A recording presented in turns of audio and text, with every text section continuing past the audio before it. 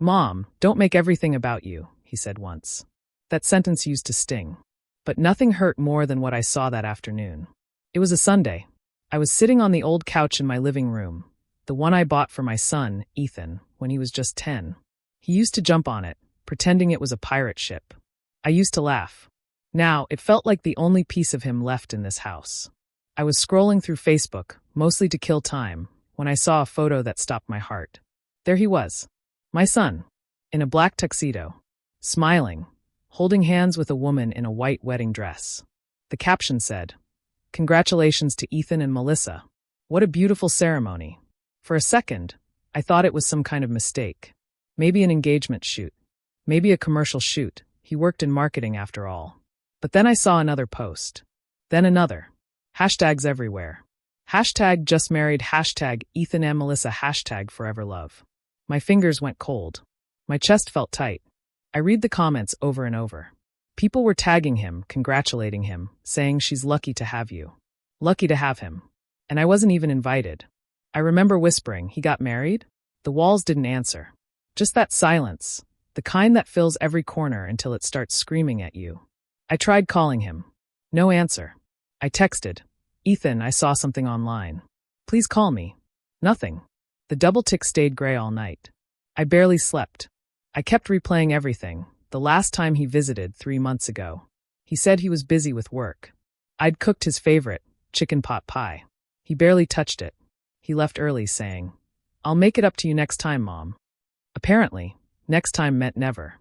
The next morning, I saw another photo, this one from his new wife's account. She'd posted a video of them dancing. Her caption said, "Our forever home begins now." And there it was. My house. The one I had given him when he moved out. The house I worked 2 jobs to buy after his father left us. She was calling my home their forever home. It's funny, you know. When you spend your whole life building something for someone, you don't imagine they'll shut you out of it. I wasn't jealous. I wasn't even angry yet. Just numb. Like I was watching someone else's life, not mine. I spent that week in silence. Didn't go to church. Didn't meet the neighbors. Didn't cook. Just existed. I replayed every sacrifice I'd made. The nights I skipped meals so he could go to college.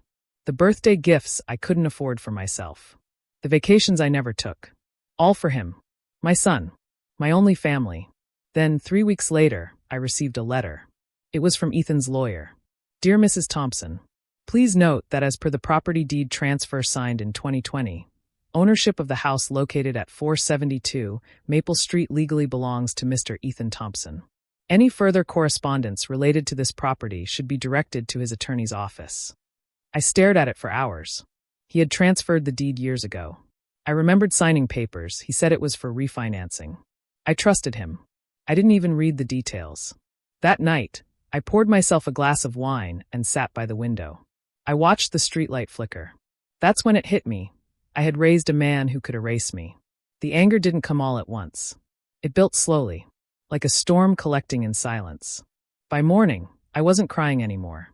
I was thinking, if he could lie to me, use me, erase me, then maybe I had to erase him too.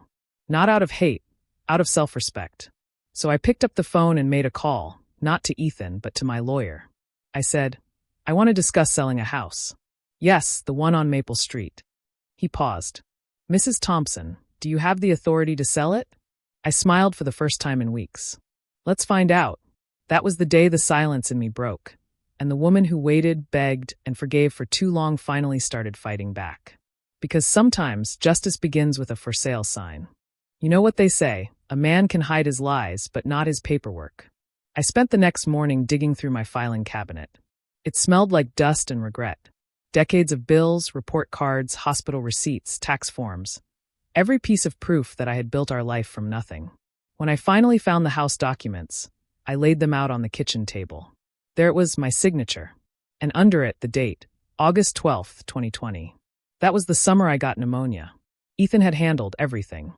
He told me refinancing would help lower the mortgage payments. Said, "Don't worry, Mom. I've got you." And like a fool, I believed him. But here's the thing about trust. It's like glass. Once it's cracked, it never shines the same again. I went to see Mr. Daniels, the lawyer I'd known for years. He looked at the papers and frowned. "Legally, it's his house now," he said.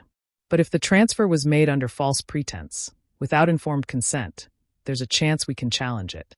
That gave me a sliver of hope. What do I need to do? I asked. Gather everything, receipts, old emails, texts, any proof that you were misled. So that's what I did. I spent 3 days straight collecting evidence. Bank statements, mortgage notices, even handwritten notes Ethan left on the fridge, reminding me about refinance day. Every piece told a story, not of a mother and son, but of a con and his target. On the 4th day, I went to Maple Street. I wanted to see the house, my house, one last time. When I got there, the gate was painted white. The flowers I planted were gone, replaced with fancy landscaping. Her car, Melissa's, was parked in the driveway. She came out with a little dog in her arms, wearing sunglasses and yoga pants. She looked at me like I was trespassing. "Can I help you?" she asked, smiling that fake smile. I took a breath. I just wanted to see the place. I used to live here. Her smile vanished. "Oh, you must be Ethan's mother." The way she said mother, like it was a disease, made my stomach twist. "Yes," I replied. "And you must be the woman who married him without inviting me." She blinked. "That was Ethan's decision, not mine. He said you wouldn't understand our relationship." I laughed softly. "You mean, you didn't want his mother finding out you two were already living in my house before the wedding?" Her jaw tightened. She didn't answer, just turned around and walked back inside. I stood there for a long moment. The air smelled like betrayal and fresh paint. Before leaving, I took one last look at the porch, the same one where Ethan learned to ride his first bike. I whispered, "You can repaint the walls, but you can't wash away what you did." Back home, I sat down and made my first bold move. I called the property agent who had helped me buy that house 18 years ago. "Clara, it's Linda Thompson. I need to sell a house on Maple Street." She paused. "But that's under Ethan's name, right?" "Yes," I said. "But I have all the documentation showing he deceived me when transferring it. I'm filing a case.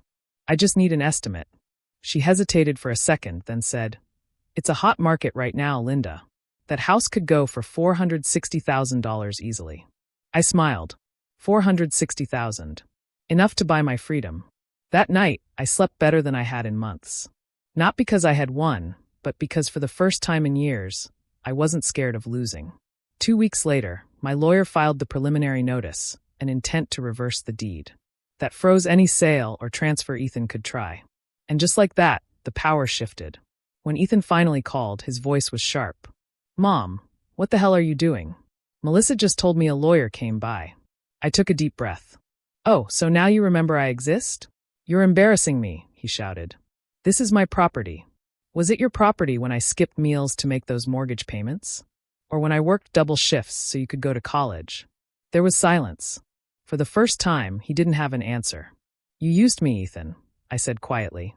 "But you forgot who taught you everything you know about fighting for what's yours." And then I hung up. That night, I stood in front of the mirror. I didn't see a broken mother anymore.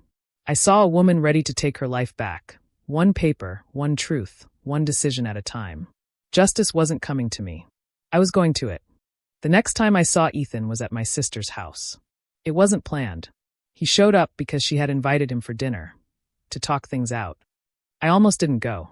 But something in me wanted him to look me in the eyes and explain how a man could erase his own mother from his life like a typo.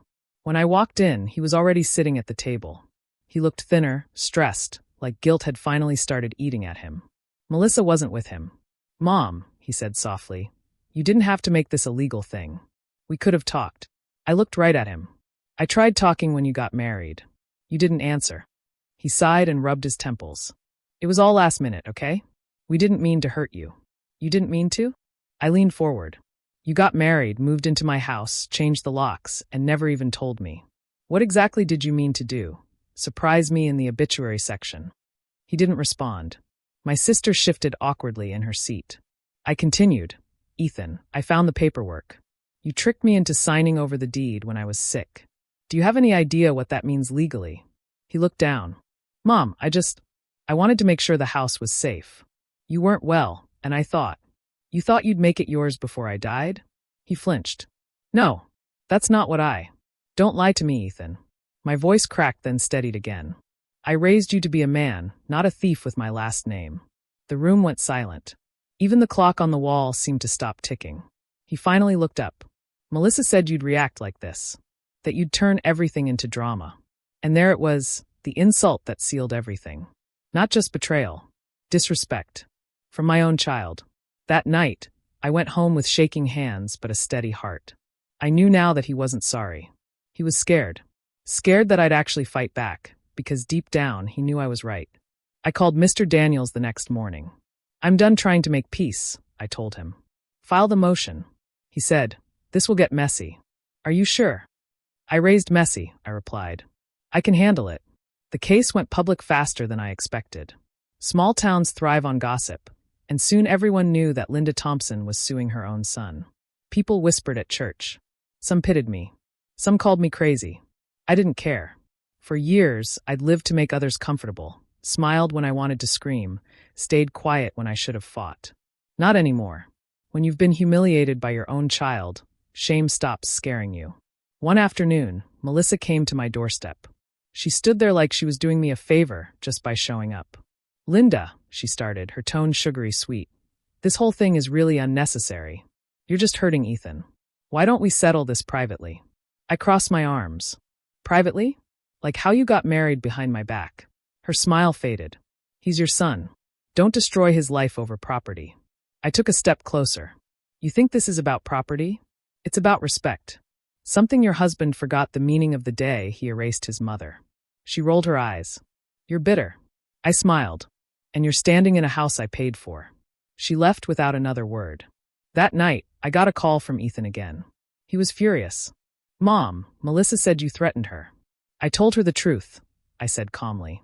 You might own the papers, but you'll never own the history of that home. He went quiet, then softer. Mom, can we please stop this? It's tearing everything apart. I closed my eyes. His voice, that same little boy who used to say, Mommy, don't be mad at me.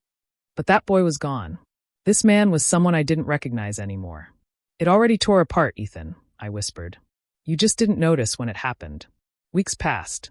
Court hearings began. He showed up in a black suit, looking exhausted. I showed up in my best blue dress, the one I wore to his college graduation. The irony wasn't lost on me. Melissa sat behind him. Every time she leaned forward to whisper, I felt my stomach tighten. But I kept my head high. When the judge asked me why I wanted to reverse the deed, I said one thing. Because I didn't raise my son to steal from me.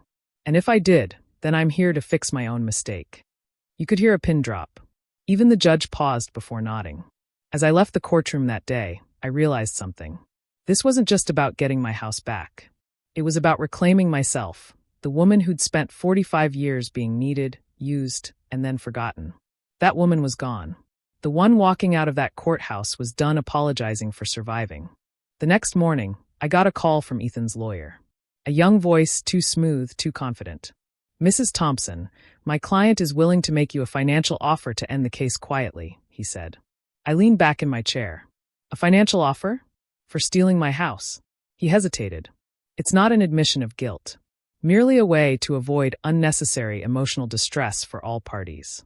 Emotional distress? I repeated. Tell your client I already went through that when I saw his wedding photos online. I hung up, but I knew what this meant. They were scared. The paperwork I'd given my lawyer was solid. Ethan had tricked me during a time when I was medically unfit and under medication. That alone could void the transfer. Mr. Daniels confirmed it later that afternoon. Linda, they want to settle because they know you have a strong case. Don't accept it yet. I won't, I said. They can keep their guilt money. I want my house. Later that week, I went to my job at the diner, the same place I'd worked for nearly 20 years. My co-workers had been following everything from the sidelines. Linda, my friend Carla said, refilling coffee cups, I'd be burning their clothes on the lawn by now. I laughed softly. I'm too old for prison. She smiled. Still, I'm proud of you. Most women just cry and move on. Her words hit me harder than she knew. I had been that woman once, crying in silence, trying to fix what others broke. But this time, something inside me had shifted. I wasn't fighting for revenge. I was fighting for peace. That night, I sat in my small apartment, staring at the keys to my old house. I still had the spare set, though I knew the locks were changed. Keys. They used to mean belonging. Now they were just cold reminders that I'd been locked out of my own life. Still, I couldn't help myself. I drove to Maple Street again. Parked across the road. Watched the lights in my old bedroom window flicker off one by one. A young couple now lived the life I'd built. Cooking in my kitchen, laughing in my living room, sleeping in the room where I once read bedtime stories. But I wasn't sad anymore. Just determined. The next day, I met with a real estate investigator Mr. Daniels had recommended. A tough woman named Denise who'd handled dozens of inheritance fraud cases. She looked through the documents and grinned. He really thought he was slick. Look here. The witness signatures don't match the original notary records. That's a red flag for misrepresentation. So, he faked witnesses too? Looks like it. And if we prove that, the entire transfer can be nullified.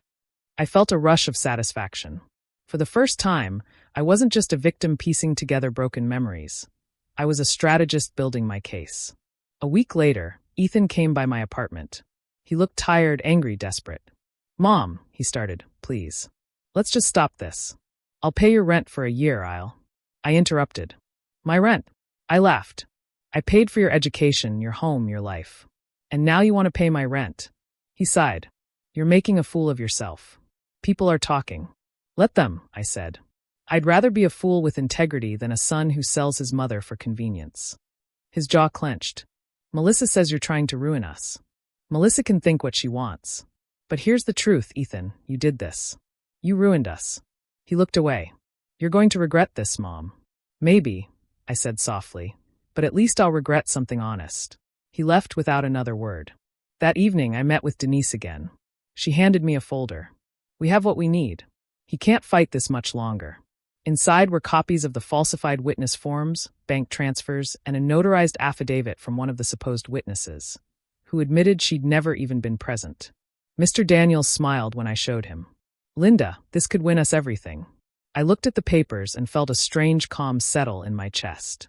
Not excitement. Not revenge. Just clarity. The hearing was scheduled for the following month. I spent those weeks getting ready, emotionally, financially, mentally.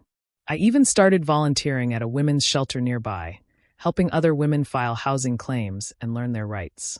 One of them, a quiet woman named Rosa, said, "You're brave." "I could never do what you're doing." I told her, "You don't need to be brave first. You just need to be tired of losing." She smiled through her tears. A day before the final hearing, Ethan texted me for the first time in weeks. "Mom, please. Let's meet. Just us. I'll come to you." I stared at that message for a long time. My fingers hovered over the keyboard. Part of me still wanted to see him, not as an opponent, but as my child. But then I remembered the photos. The silence. The lies. I typed back, "You can meet me in court. That's where truth belongs." I hit send. The next morning, I put on my navy blue suit, fixed my hair, and looked in the mirror. The woman looking back wasn't broken anymore. She was steady. Ready. This wasn't about a house anymore. This was about home, the one inside myself I'd finally found again. When I walked into that courtroom, the air was cold, not just from the air conditioning, but from tension. Every click of my heels echoed like a heartbeat. Melissa sat behind Ethan, dressed in beige, pretending she wasn't terrified. He looked pale, eyes darting around like a man about to lose something he thought he owned forever. Mr. Daniels whispered, "Stay calm." "We're ready." I nodded. My hands were steady this time. No shaking. No tears. For months, I had lived in humiliation, whispered about, doubted, pitted. But today wasn't about pity. Today was about proof. The judge entered, and the case was called Thompson versus Thompson. The irony made me almost smile. Ethan's lawyer started first, his voice smooth, rehearsed. "Your Honor, my client had no malicious intent. His mother voluntarily signed the property transfer during a financial restructuring. She's only contesting it now because of emotional misunderstandings." Mr. Daniels stood up calmly. "Your Honor, we have evidence that Mrs. Thompson was on heavy medication at the time of signing. We also have proof that the witness signatures were falsified." You could see Ethan's lawyer freeze for half a second. That was my first small victory. The judge raised an eyebrow. "Proceed." Denise took the stand first. She explained how she verified the notary records, how one of the witnesses admitted signing under pressure. Then came the bombshell, the recorded statement. We played it. The courtroom went quiet. I signed those forms because Ethan said it was just paperwork for refinancing. I didn't know it was a full transfer. Mrs. Thompson wasn't even there when I signed. I didn't look at Ethan. I didn't need to. I could feel his panic from across the room. When it was my turn to testify, I stood and took the oath. I looked at the judge and said, "Your Honor, I spent 45 years of my life giving everything I had to one person, my son. I never imagined I'd have to protect myself from him. But I signed those papers believing they were for refinancing. I was sick. I was tired. I trusted my child." I paused. The courtroom was silent. Now, I'm not here for revenge. I'm here because trust without accountability is just a trap. And I refuse to live in one anymore. When I stepped down, Ethan avoided my eyes. But when it was his turn to speak, he stood up shakily. "Your Honor," he started, I didn't mean to hurt my mother. I thought the house would be safer if it was in my name. She's not good with finances. I just wanted to." "Save yourself the speech." The judge cut him off gently. "The evidence shows intent to deceive. You took advantage of her condition." Melissa looked like she wanted to sink into the floor. Ethan's lawyer tried to recover, but the damage was done. The judge leaned forward. "Mr. Thompson, property obtained under deception is not yours to keep. The court hereby reinstates full ownership to Mrs. Linda Thompson." For a moment, I couldn't breathe. Then it hit me I'd won. Ethan stood frozen. His lawyer whispered something, but he just stared at me. Not with anger. Not even guilt. Just disbelief, like the power had been unplugged from his life. Melissa started crying quietly. She didn't look at me. Mr. Daniels smiled softly. "Congratulations, Linda." But I didn't smile back.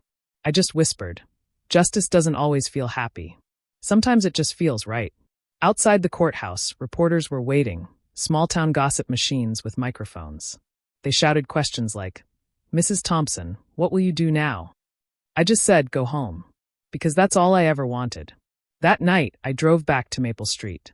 The for sale sign was already on the lawn, courtesy of the legal freeze finally lifted. The house looked peaceful again, like it was waiting for me. I didn't go inside yet.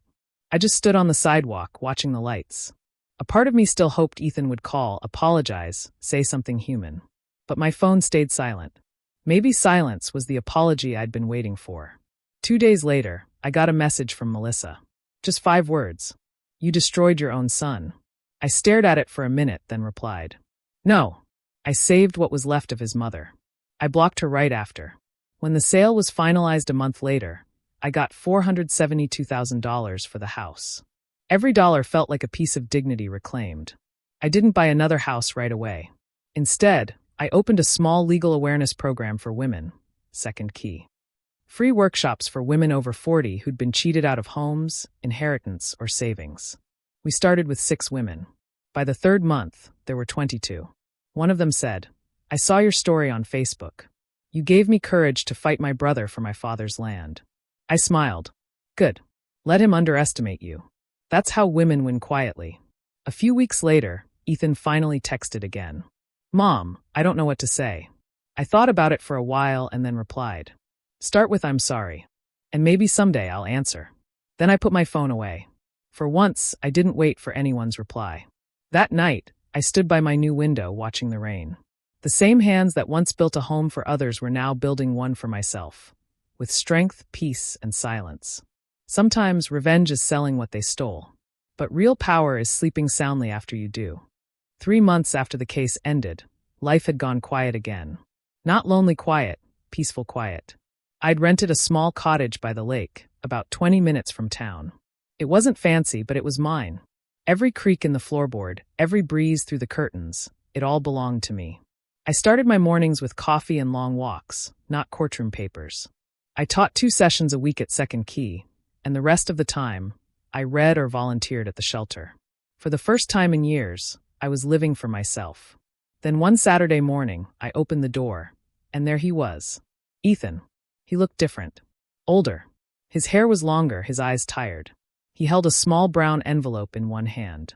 "Hi, Mom," he said softly. I didn't speak. Just stepped aside and let him in. He looked around the cottage. "It's nice. Cozy." "It's honest," I said. He nodded, then sat down.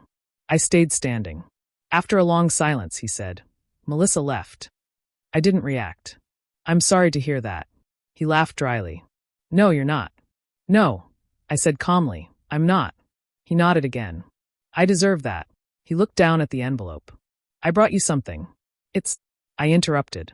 Before you hand me anything, say what you came here to say. Words mean more than papers now.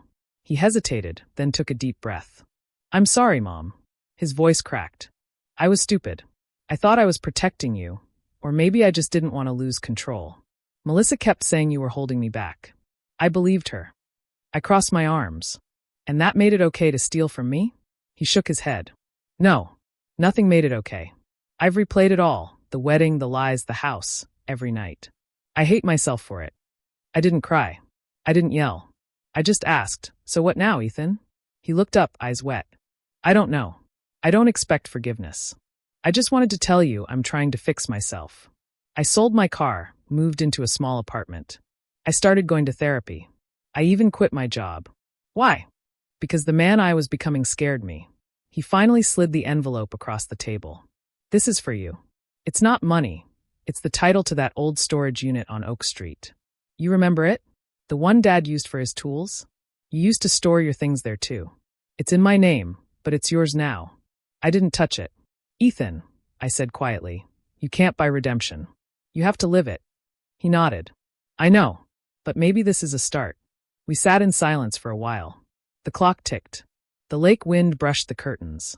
For the first time in years, it didn't feel like a battlefield between us. It felt human. Then he looked up. Do you ever think you'll forgive me? I thought for a long time. Forgiveness isn't a gift, Ethan. It's a process. And right now, I'm still choosing myself in that process. He nodded slowly. That's fair. He stood up to leave. At the door, he turned back. I saw your program online, Second Key. You're helping a lot of people. I smiled faintly. I am. And maybe that's how I finally helped myself. He smiled, just barely, and left. After he was gone, I opened the envelope. Inside was the title deed and a note in his handwriting. You were right, Mom. A home isn't built with walls. It's built with truth. Thank you for teaching me, even when I didn't deserve it. I closed it gently. The tears came then, not from pain this time, but from release. Later that evening, I went to Oak Street. The storage unit was small and rusty, but when I unlocked it, I found boxes I hadn't seen in years. Old photo albums, Ethan's childhood drawings, my late husband's toolbox. I sat on the floor and opened one of the albums. There was Ethan, 8 years old, with frosting on his nose, holding the happy birthday mom cake he'd made with crooked letters. I smiled. You were good once, I whispered. Maybe you still can be. The next morning at the shelter, Rosa, one of the women from Second Key, told me she'd won her case. Your story gave me strength, she said, hugging me. I didn't just fight for my house. I fought for my dignity. I hugged her back. That's what it's all about. That night, I sat on my porch, watching the sunset reflect on the lake. The reflection looked like a mirror, not of who I was, but who I'd become. I realized I didn't want revenge anymore. I didn't even need an apology. I had something better, peace. And peace, I learned, is the loudest kind of revenge there is. The phone buzzed again later that evening. Ethan had sent a photo. It was him at a community center, teaching kids about financial literacy. The caption read, starting small, trying better. I looked at it for a long moment, then typed back. Good. Build homes, not walls. Then I put my phone down and smiled. A few weeks passed after Ethan's visit. The seasons had started to change again. The lake was calmer, the trees turning amber and gold. I'd never noticed how beautiful fall could be when you're not living in chaos. Every morning, I'd look in the mirror before leaving for Second Key. Not to check my makeup or my hair, but to remind myself, this is the woman who didn't give up. The reflection used to show someone exhausted, scared, waiting for kindness. Now, it showed someone who had learned how to stand even when everything fell apart. One afternoon, after a long workshop, a woman named Janet stayed behind. She looked about my age, same tired eyes, same quiet pain. She said, Linda, can I ask you something personal? Of course. She hesitated. When your son betrayed you, how did you not go crazy with anger? I smiled sadly. Oh, I did. I just learned not to live there. She blinked. How do you do that? I thought for a moment. Anger is like fire, Janet. It'll burn everything, even the parts of you that are innocent. So instead, I used that fire to cook something new, purpose. She nodded slowly and then whispered, I hope I can do that too. You can, I said. It starts with one decision. Stop trying to fix people who broke you. She hugged me then, and I realized something I hadn't before. Helping others wasn't just therapy. It was redemption. That evening, as I was closing up the center, I noticed an envelope slipped under the door. No name, no address. Just my name written in Ethan's handwriting. I froze for a second, then picked it up and opened it. Inside was a photo. Ethan and me from years ago, at his high school graduation. He'd scribbled a note on the back. I can't change what I did, but I can change who I become. Thank you for teaching me how to fight, even when I was the enemy. I sat down right there on the floor. The lights were off, but I didn't need them. I could see everything clearly now. He wasn't asking for approval. He was asking for a chance to grow. And that, I realized, was the first real thing he'd given me in years. Over the next few days, I started thinking differently about motherhood. When we raise our children, we tell them to be kind, honest, hardworking, but we forget to tell them what to do when they fail us. We forget to tell ourselves how to survive that failure too. I used to think motherhood ended when your kids no longer needed you. Now I know, it truly begins when you finally start needing yourself. That weekend, I decided to visit my old church for the first time since everything happened. People stared at first, of course they did. Small towns never forget a scandal. But as I walked down the aisle, I didn't feel shame anymore. I felt power. After the service, the pastor, Reverend Clark, came up to me.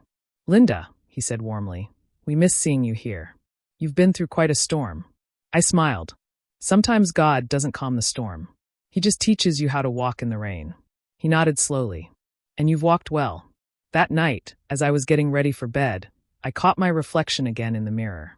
There it was, that same look I'd seen the day I first decided to fight back. Except now the anger was gone. All that remained was peace and quiet confidence. I whispered to my reflection, "You made it, Linda." And for the first time, I believed it. The next morning, I got an email from a local news outlet. They wanted to do a small feature on Second Key, how it was helping women rebuild their lives after betrayal and financial abuse. My first instinct was to say no. I wasn't looking for fame. But then I remembered what I'd told Janet. Use the fire to cook something new. So I said yes. When the article came out, the headline read, "The Mother Who Fought Back and Taught Others to Do the Same." It went viral locally. Suddenly, people were calling to donate, volunteer, and share their own stories. The silence that used to haunt me was replaced by voices, women standing up for themselves. A few nights later, I got a text from an unknown number. "Mom, I saw the article. I'm proud of you." It was Ethan. I typed back, "Then make me prouder. Keep becoming better." He replied with a single heart emoji. Simple, quiet, but honest. I didn't cry. I just smiled and whispered, "That's my boy." And that's when I realized revenge ends a story, but empowerment begins a legacy. A few months later, I got a letter from the real estate office handling the final closing of the Maple Street property. They said the house had officially sold, and the funds were now fully transferred to my account. I stared at that number on the page, $472,000. The same house that once held my tears, my sleepless nights, my laughter, now turned into something new. Freedom, written in numbers. I sat down at my small kitchen table and whispered, "You didn't win, Ethan. We both survived." That weekend, the local charity I partnered with held a small auction fundraiser. We were raising money for women who'd been financially exploited, those who lost everything in divorce, fraud, or manipulation. The event was modest, just a few dozen people at a community hall decorated with handmade banners. I brought an old framed photo from my Maple Street living room to donate, a painting of a sunrise my late husband had gifted me. It felt symbolic, letting go of the past to bring light to someone else's mourning. Halfway through the auction, I felt a strange stillness behind me. I turned, and there he was. Ethan. He wasn't in a suit this time. No arrogance, no pride. Just jeans, a simple shirt, and that same nervous half-smile I hadn't seen since he was a boy. I whispered to the woman next to me, "Excuse me," and walked over. "Mom," he said softly, "you look good." I smiled. "You look human again." He laughed quietly. "Yeah, I guess I finally learned how to be one." He looked around at the crowd, at the tables with signs saying empowerment starts with truth. "I read about this program everywhere," he said. "You're really doing it." "I had to," I said. "Some of us don't have anyone else to fight for us." He nodded. "That's why I'm here. I want to help." I raised an eyebrow. "Help how?" He handed me a check, made out to Second Key Foundation. $10,000, he said quietly. It's everything I saved from selling the car, the wedding ring, and a few other things. I didn't touch the check. Why? I asked. He swallowed hard. Because it's time I built something for women instead of taking from one. For a moment, I couldn't speak. The room around me felt like it had gone still again. Not because of pain this time, but because forgiveness was knocking, gently this time. Later that night, after the event, we sat on the steps outside the hall. The lights from the lake shimmered across the pavement. He said, I still see that day in court in my head. You standing there, calm, strong. It scared me. I realized I'd never seen you like that before. I smiled faintly. That's because I didn't exist like that before. You forced me to find her. He nodded slowly. And I'm sorry it had to happen that way. We sat in silence for a while. I could feel the night air softening between us. He looked older now, not just in his face, but in the way he carried guilt. Do you hate me? He asked quietly. I looked at him. No, Ethan. I don't hate you. I hate what you did. But if I stay in that hate, I'll never live again. So no, I'm done hating. He nodded, his eyes glistening. Then maybe there's hope for me yet. There is, I said. Just make sure no one else has to survive what I did. A few weeks later, he started volunteering with Second Key. At first, the women were skeptical. A man in a women's empowerment program? But when they heard him tell his story, the room went silent. He said, I was raised by a woman who gave me everything, and I repaid her by taking away her home. I didn't lose my house that day. I lost my reflection. I'm here because I want to find it again by helping others keep theirs. Even I had to look down to hide my tears. Afterward, one of the women hugged him and said, if he can admit that, maybe the men in my life can change too. Over the next few months, Second Key grew faster than I'd imagined. We got funding from local donors, free legal consultations, and even a small office downtown.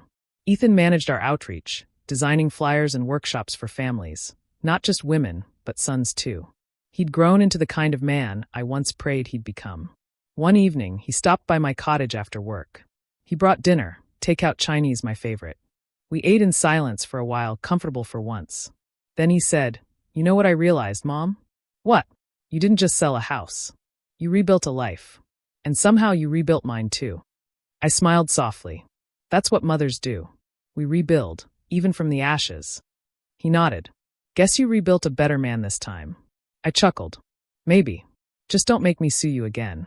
He laughed, and for the first time in years, it sounded real. That night, after he left, I looked at the mirror again.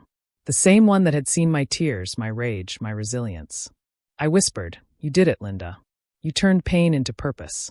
And in the quiet reflection, I swore I could almost hear the woman inside reply.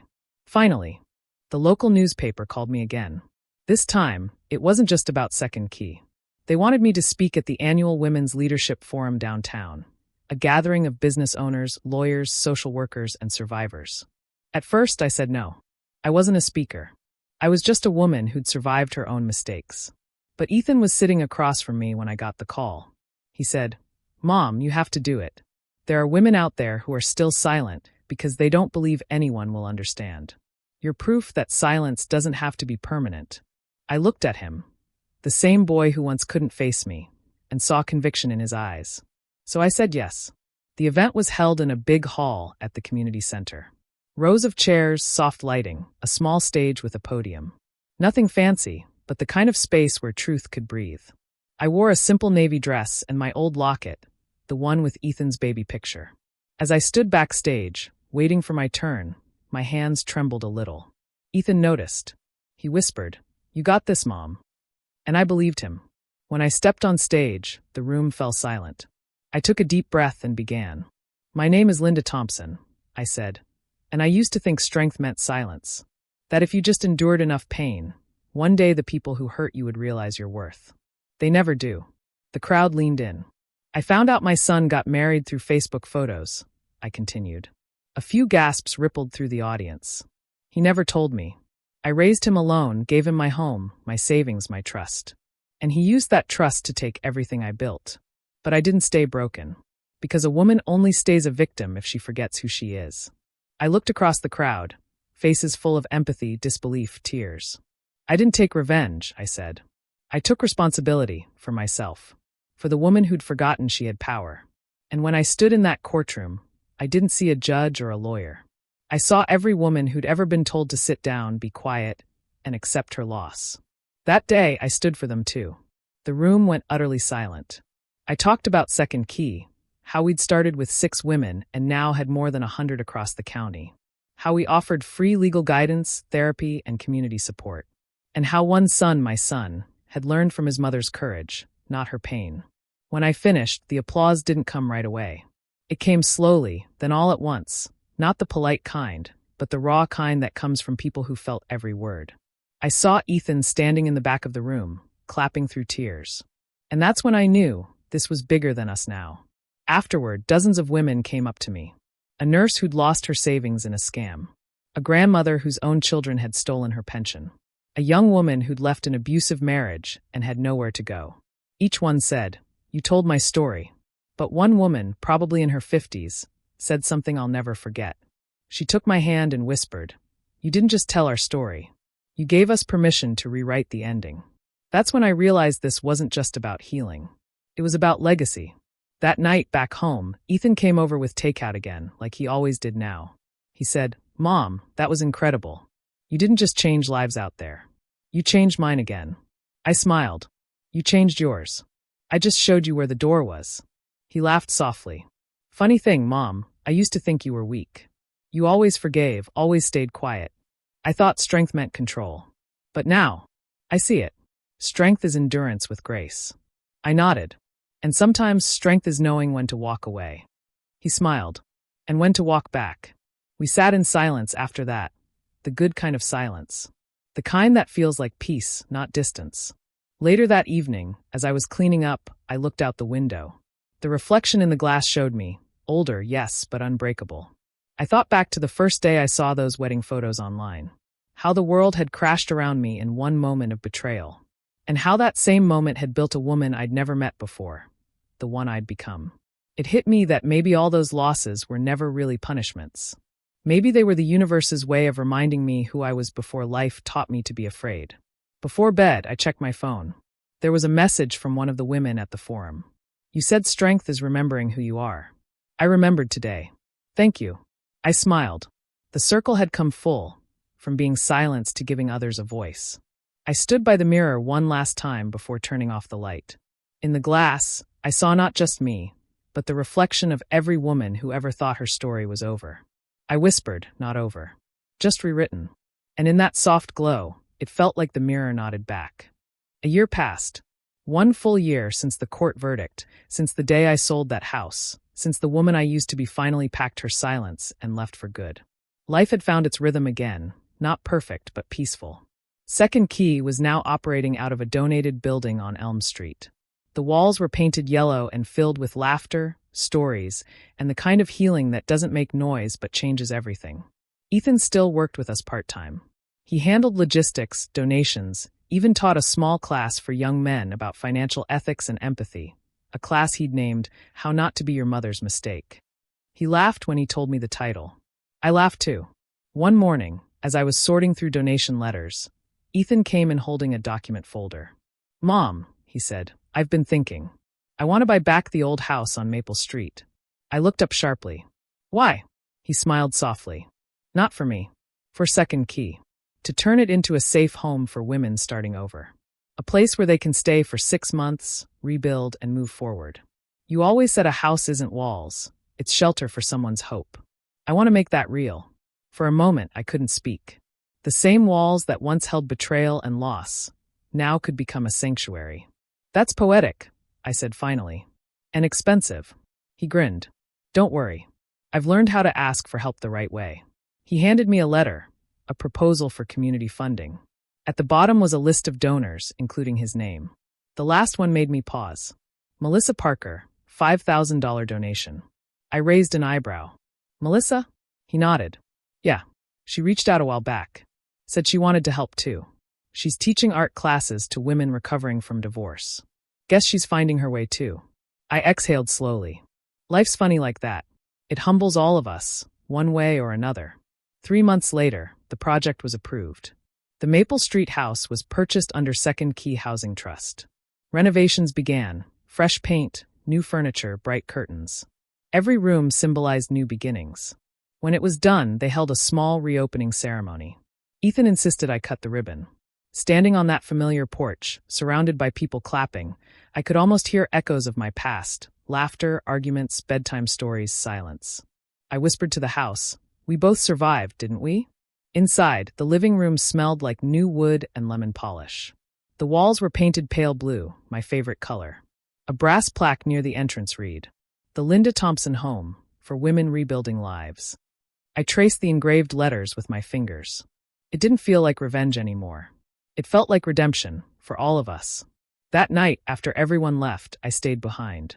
The house was quiet again, but not empty. I walked from room to room.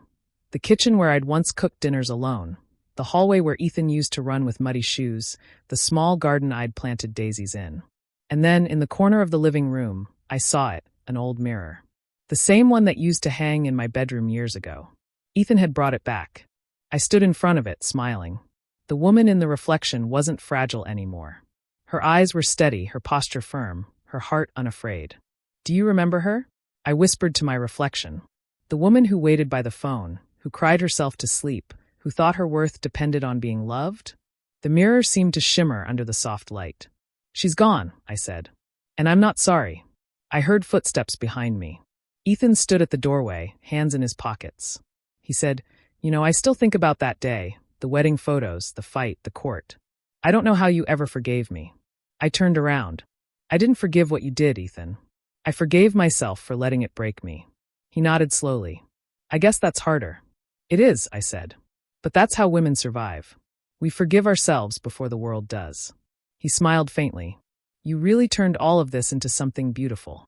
I looked around the room. The rebuilt home, the laughter faintly echoing from upstairs where new residents were settling in. "No, Ethan," I said softly. "We did." Later that evening, as we locked up, I looked at the sign one more time. The Linda Thompson Home. I never asked for my name to be on it, but maybe it belonged there, not as a symbol of pride, but as a reminder. Survival is sacred. The next morning, a local journalist asked me one final question for an interview about the shelter. "Mrs. Thompson, if you could tell your younger self one thing, what would it be?" I smiled and said, "Don't wait for someone else to come save you. You're the hero you've been waiting for." That night, I came home to my cottage by the lake. The reflection in the water was still, glowing with the moonlight. For once, I didn't feel alone. I felt surrounded, by strength, by lessons, by the quiet hum of peace. I looked at my phone, opened the old Facebook app where it all began, and posted one simple line on my page.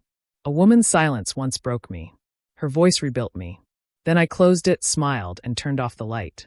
Because the story wasn't about betrayal anymore. It was about becoming. And maybe, just maybe, that's what real empowerment is. When you stop waiting to be loved, and start loving yourself loud enough to be heard. If you were me, what would you have done? Comment below. Red heart.